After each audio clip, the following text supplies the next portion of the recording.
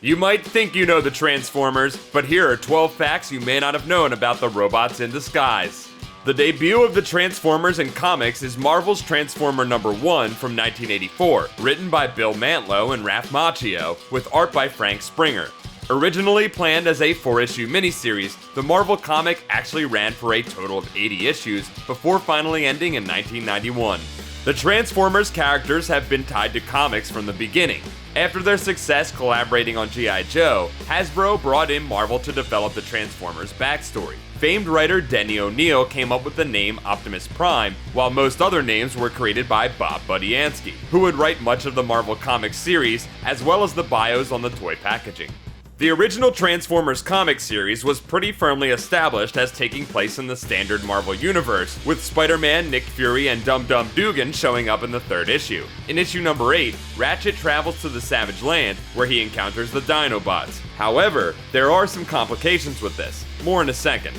At the same time that Marvel was producing their Transformers series, their British imprint Marvel UK was producing a weekly comic. While it was originally meant as a reprint series, the difference in production schedule meant that Marvel UK produced a great deal of original material on their own, most of which was written by Simon Furman.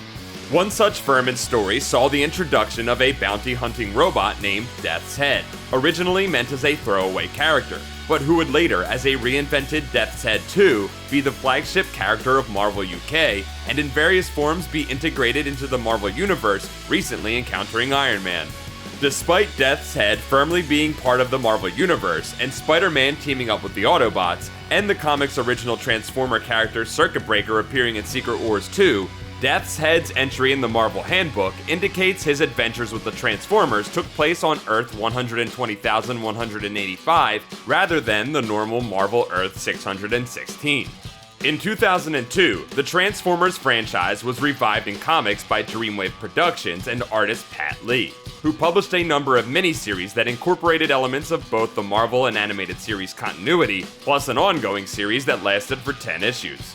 Following Dreamwave's bankruptcy in 2005, IDW Publishing gained the license to publish Transformers comics and brought writer Simon Furman back to reboot the Generation 1 continuity, which was done in a series of miniseries and one-shots. In 2012, following a one-shot called The Death of Optimus Prime, IDW created 2 ongoing Transformers series, More Than Meets the Eye, which follows Rodimus on a quest to find the Knights of Cybertron, and Robots in Disguise, which sees a not-actually-dead Optimus Prime leading a team of Autobots on a mission to Earth. While most Transformers are based on Generation 1, in 1993, Marvel published a 12-issue series based on the Generation 2 toy line, and from 2006 to 2008, IDW published 2 miniseries based on Beast Wars, and then in 2012 launched a series called Regeneration 1 that continued the continuity of the Marvel comic series. Naturally, the Transformers have crossed over multiple times with their fellow Hasbro toy line, G.I. Joe. Publisher Devil's Due released 4 different G.I. Joe vs. Transformers miniseries between 2003 and 2006, with Dreamwave publishing their own Transformers/G.I. Joe in 2003. Beginning in 2014, IDW published the completely amazing 13-issue Transformers vs. G.I. Joe series.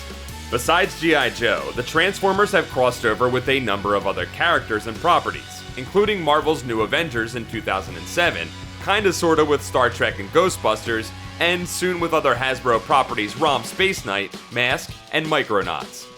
That's it for this episode of You Think You Know Comics. Don't forget to like this video, subscribe to Comics Alliance for more comic facts, and check out comicsalliance.com for more comic awesomeness.